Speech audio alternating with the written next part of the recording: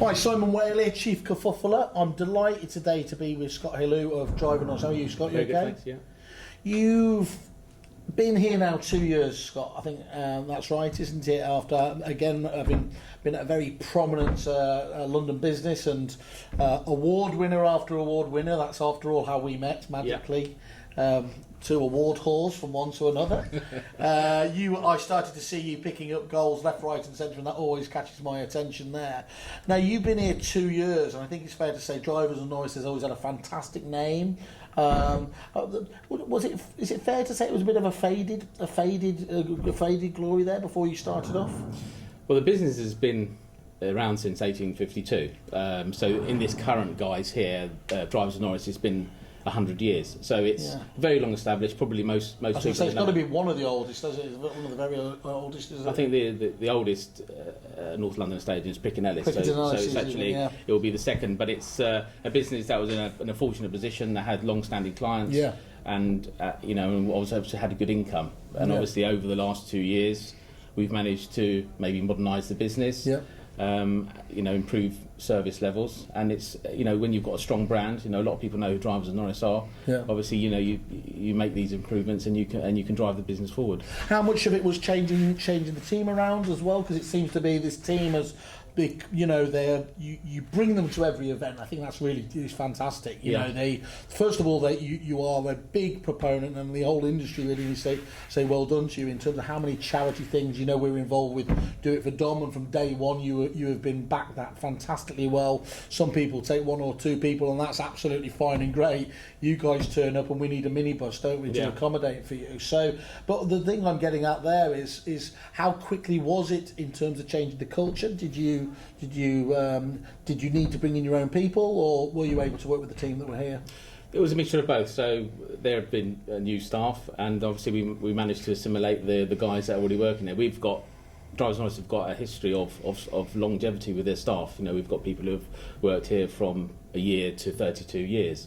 So it was about changing the culture of the business. But the quickest way to do that is for it to be a collective. So we're an inclusive business, and everybody has a part to play in our success, and that's how we do it. And it keeps people interested. Like you said, if we go, when we fortunate enough to be the relocation agent of the year, we took the entire business to the award. So whilst they participate through the years, it isn't just the directors going up there.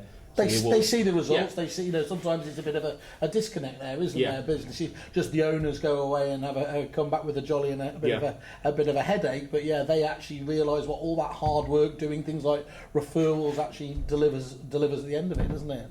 Yeah, and you get a lot more out of the guys throughout the year because it's part of a collective. I think that's great. Hey Scott, so how do you manage to balance that then? Obviously it's got a fantastic name. How do you keep that current? How do you reposition that then out to the public to help you win business?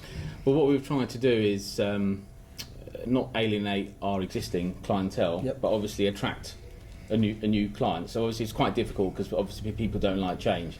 So we've got a lot of history here. We get re-instructed on properties that we originally sold in the 50s. We've got a tremendous archive within the building, and we've got original valuation cards going back to the 50s. And do they have the GDPR tick here for?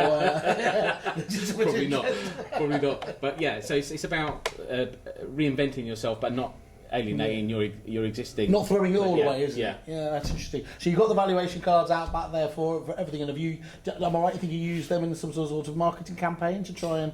Yeah, we sent the cards, copies of the cards to the properties, just with a covering letter just to show them what this is the original card. We've got the old sales particulars, and that probably resulted in last year in about 20 sales where people re-instructed us after.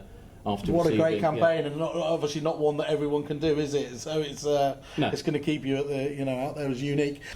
So customer service is at the forefront of your business. How do you drive that forwards through your business? Again, it's a collective effort from everyone, and we use two platforms to measure our service. We use All Agents and the ESTAS. Okay. So we're fortunate enough to have been the number one agent in this location for many years, but we also have 8 of individual winners for All Agents. I think we've increased our 5-star review easily by 50% in the last 2 years, and obviously the ESTAS platform, which is a closed platform. Yep. But we share the comments with the staff, so they can get an understanding of what the clients are saying about them. But we ask for reviews after after a transaction and that's completed, or after a letting's completed, or after we've done something on survey. So it's a gauge on our services as well, so we can make sure that our clients are actually happy with us. Excellent. Everyone's kerfuffling.